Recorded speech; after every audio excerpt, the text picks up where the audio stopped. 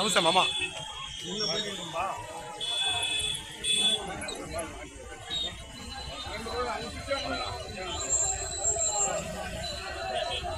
ఇదే అన్నాడు కదా.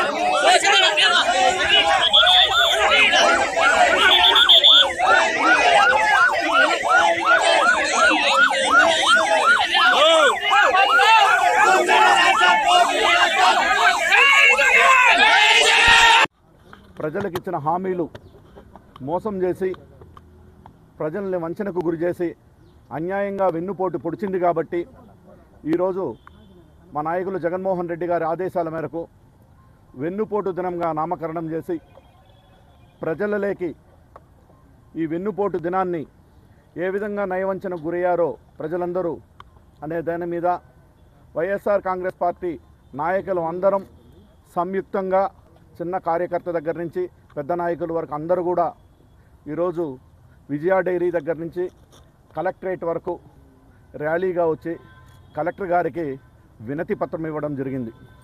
మనం చూస్తే గతంలో చెప్పింది చెప్పినట్టు 98% హామీలు అమలు చేసిన వ్యక్తి జగన్మోహన్ రెడ్డి గారు అయితే ఆ హామీలే కాకుండా అదనంగా సూపర్ 6 అనే ఒక పథకం పెట్టి ఇవి కూడా అదనంగా చేస్తానని తప్పుడు హామీలు ఇచ్చి తప్పుడు వాగ్దానాలు చేసి ప్రజలను మోసం చేశారు కాబట్టి ఈరోజు ఆ మోసానికి మారుపేరే వెన్నుపోటు దినంగా మేము చెప్పుకుంటున్నాం. దీంట్లో భాగంగా మీరు చూస్తే చిత్తూరు నియోజకవర్గంలో ప్రజలు కనీసం అంటే స్వచ్ఛందంగా 10,000 మంది పైన చేరి దీన్ని దిగ్విజయంగా ఇంకా గొప్పగా చేసేవాళ్ళు.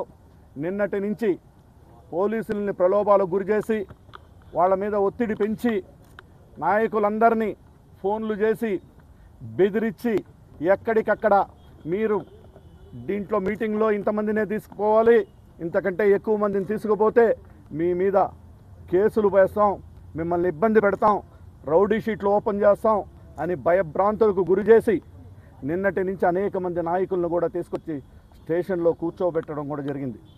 అదేవిధంగా రాష్ట్రమంతా దీనికి సంబంధించిన ఫ్లగ్ కార్డ్స్ ద్వారా ప్రజల్లోకి నిరసన తెలియజేయడానికి అందరూ చేస్తే ఇక్కడ మాత్రం ఫ్లగ్ కార్డ్స్ ప్రదర్శించుకునే ఇండిపెండెన్సీ కూడా మాకు కల్పించలేదు అని కూడా నేను మీ ద్వారా వాళ్ళకు కూడా తెలియజేసుకుంటా ఉన్నా. ఎందుకంటే ప్రజాస్వామ్యంలో పాలకపక్షంలో వారు ఉన్నారు, ప్రతిపక్షంలో మేము ఉన్నాం కాబట్టి నిరసన తెలియజేసే హక్కు మాకుంటుంది కాబట్టి ఆ హక్కులను కూడా ఈరోజు కాలరాసి ఎమర్జెన్సీ పీరియడ్లో ఏ విధంగా అయితే చేస్తారో ఆ విధంగా టౌన్ మొత్తం ఎక్కడికక్కడ పోలీసులు నిర్బంధించి వాహనాలు ఎక్కడెక్కడ ఆపేసి కిలోమీటర్ అవతలనే వాహనాలు ఆపేసి ఈ ఎండలో అందరినీ వృద్ధులను కూడా నడిపించి వాళ్ళందరినీ కూడా ఇబ్బంది గురి చేయడానికి ఈరోజు కారకులైనారని కూడా మీ ద్వారా నేను తెలియజేసుకుంటున్నాను. అదేవిధంగా రాబోయే రోజుల్లో ప్రతి కార్యక్రమాన్ని కూడా మా నాయకుడు ఏదైతే ఆదేశిస్తాడో ఆయన ఆదేశాలకు అనుగుణంగా చాలా గొప్పగా ప్రతి కార్యక్రమాన్ని కూడా మేమందరూ కలిసికట్టుగా ఇంకా ముందుకు తీసుకుపోతామని కూడా తెలియజేసుకుంటూ ఈరోజు చిత్తూరు జిల్లాలో మామిడి రైతులు పడతా ఉండే కష్టాలు బాధలు వర్ణనాతీతంగా ఉంది. చెట్లలోనే మామిడికాయలు మాగిపోతూ ఉంది, కానీ పట్టించుకున్న పాపాన ఏ ప్రజాప్రతినిధి కూడా లేదు.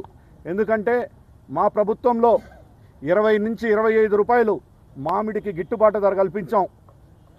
ఎక్స్పోర్ట్స్కు అన్ని రకాలుగా ఇబ్బందులు లేకుండా పల్ప్ ఫ్యాక్టరీ వాళ్ళకు కూడా అన్ని సదుపాయాలు కల్పించి వాళ్ళతో మీటింగులు ఏర్పాటు చేసి ఆ రోజు 20 నుంచి 25 రూపాయలు రేట్లు కల్పించాం. ఈరోజు చూస్తే కనీసం కూలీలకు మందులకు కూడా సరిపోని విధంగా 12 రూపాయలు రేటు నిర్ణయించారు. అది కూడా నిన్న. ఈరోజు 20 రోజుల నుంచి తోతాపురి మామిడికాయ చెట్లలోనే ఉంది. 5 రూపాయలు 6 రూపాయలు కూడా కొనేవాళ్ళు లేరు. పళ్ళు మొత్తం పండిపోయినాయి, చెట్లలోనే గడ్డి ఎక్కువ వచ్చేసింది, పాలు ఎక్కువ వస్తూ ఉందని పాల మీద కూడా లీటర్కి 5 రూపాయలు తగ్గించిన ఘనత ఈ తెలుగుదేశం ప్రభుత్వం అని కూడా మీకు నేను తెలియజేసుకుంటా ఉన్నా. ఇకపోతే ఇక్కడ స్థానిక ప్రజాప్రతినిధి తన సొంత మేనిఫెస్టో రిలీజ్ చేశారు. ఎలక్షన్ అప్పుడు అనేక హామీలు చెప్పారు. ఆ హామీల్లో ఎంతవరకు అమలు చేశారో సొంత హామీలని ప్రజాప్రతినిధి గారిని కూడా నేను ఈ సంవత్సరం రోజులు పూర్తయిన సందర్భంగా అతనికి కూడా గుర్తు చేస్తూ ఉండా. మీరు ఇచ్చిన హామీలని ప్రజలకు పూర్తిగా నెరవేర్చి ప్రజల దగ్గర మంచి పేరు తెచ్చుకోవాలా. మీ సొంత హామీలను కూడా సూపర్ 6 లాగా గాలి కొదలకుండా సొంత హామీలు కూడా నెరవేర్చాలని కూడా నేను గొప్పగా చెప్పినటువంటి చంద్రబాబు నాయుడు గారి కూటమి ప్రభుత్వము ఏర్పడి ఇవాళకి సంవత్సరం రోజులైంది. వారు 12వ తారీఖు ప్రమాణ స్వీకారం చేసినా కానీ 4వ తారీఖున వారికి తీర్పు వచ్చిన రోజు కాబట్టి ఇవాళ వారు ఇచ్చిన హామీలన్నిటినీ వారికి గుర్తు చేస్తూ ఏ ఒక్క హామీని అమలు చేయకుండా పేద ప్రజలని ముఖ్యంగా మహిళల్ని దగా చేసినటువంటి కూటమి ప్రభుత్వాన్ని ఇవాళ వైఎస్ఆర్ కాంగ్రెస్ పార్టీ తరపు నుంచి విజయానంద రెడ్డి గారి ఆధ్వర్యంలో చిత్తూరు నియోజకవర్గంలో ఉన్నటువంటి మహిళలు ప్రజలకి జరిగినటువంటి అన్యాయాన్ని ప్రశ్నించడానికి ఇవాళ ఈ వెన్నుపోటు దినాన్ని మేము జరుపుకోవడం జరుగుతోంది. మరి అదేవిధంగా మహిళలకి అమ్మఒడి ఇస్తానన్నారు, లేదు. మహిళలకు ఉచిత సిలిండర్ అన్నారు, ఎంతమందికి ఇస్తున్నారు 100లో మీరే చెక్ చేసుకోండి.